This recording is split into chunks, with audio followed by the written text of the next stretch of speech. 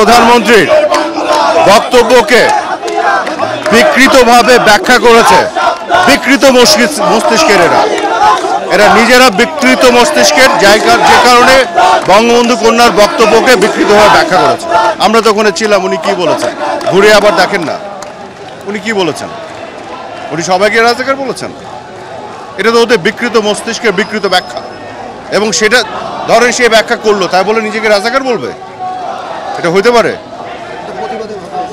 না। প্রতিবাদের ভাষা সব কিছু হতে পারে। মুক্তিযুদ্ধে বাংলায় নিজেকে রাজাকার দাবি করা যেতে পারে।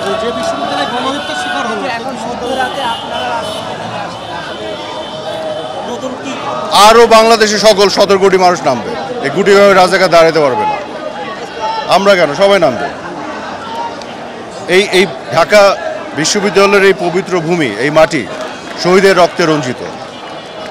এই ঢাকা বিশ্ববিদ্যালয়ের শিক্ষক বুদ্ধিজীবীদের গণহত্যা করা হয়েছিল পাকিস্তানি হানাদার বাহিনী, এই রাজাকারদের সহযোগিতা। আর এইখানে দাঁড়ায় আপনি বলেন আপনি রাজাকার, তা আপনার এই পবিত্র ভূমিতে তো আপনার জায়গা হবে না। কর্মসূচি জনগণই দিবে, আর দু একদিন স্লোগান দিতে বলেন এরকম, এটা অটো হবে।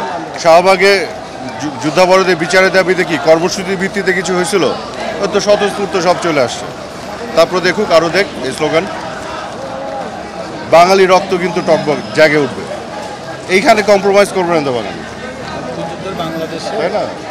মুক্তিযুদ্ধের সেন্টিমেন্টকে আঘাত করে কোনো স্লোগান কেউ মেনে নেবে না। আপনি কোন জিনিসকে কোথায় নিয়ে চলে গেছেন?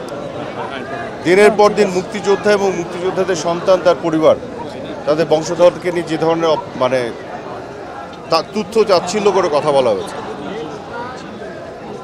আপনার বঙ্গবন্ধুকে হত্যা করার পরে 75-এর পরে মুক্তিযোদ্ধাদেরকে মুক্তিযোদ্ধা কোটার সুযোগ পেয়েছিল, চাকরিচ্যুত করা হয়েছে। দীর্ঘ 2 দশকের বেশি তারা কোনো সুযোগ সুবিধা পায়নি।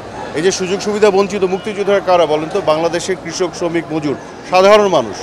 সবসময় সুবিধা বঞ্চিতরাই কিন্তু আগে অস্ত্র হাতে যুদ্ধ করেছে। তাদের সন্তানদেরকেও বঞ্চিত করেছে ডিক্টেটররা, জিয়া এরশাদরা। এবং এই যে বঞ্চনার ফলে তারা প্রজন্ম ধরে তো বঞ্চিত। তো প্রজন্ম ধরে বঞ্চিত হওয়ার পরে যারা প্রিলিমিনারি পাস করে, লিখিত পাস করে, ভাইবা পাস করে একবারে মেধা তালিকায় সর্বোচ্চ জায়গায় যায়, তারা তো সবচেয়ে বেশি মেধাবী। এখন ওখানে যে সব সুযোগ পেয়েছে, ইংলিশ মিডিয়ামে পড়েছে, ক্যাডেট কলেজ, তার থেকে 3 নাম্বার কম পেয়েছে, এই জন্য সে কম মেধাবী। এবং তার যে সারা জীবনের বঞ্চনাকে আপনি ওখানে ব্যালেন্স করবেন না, সুযোগ করে দেবেন না। যদি না করেন তাহলে তো আপনি বৈষম্য করছেন আরও। আমরা তো বৈষম্যের বিরুদ্ধে, আমরা মেধার পক্ষে। আমরা বৈষম্যের বিরুদ্ধে, আমরা মেধার পক্ষে। এটার জন্য রাজাকার হওয়া দরকার নাই। মুক্তিযুদ্ধের বাংলাদেশে রাজাকার যারা হইতে যাবে, এদের কোনো দাবি মানা হবে না।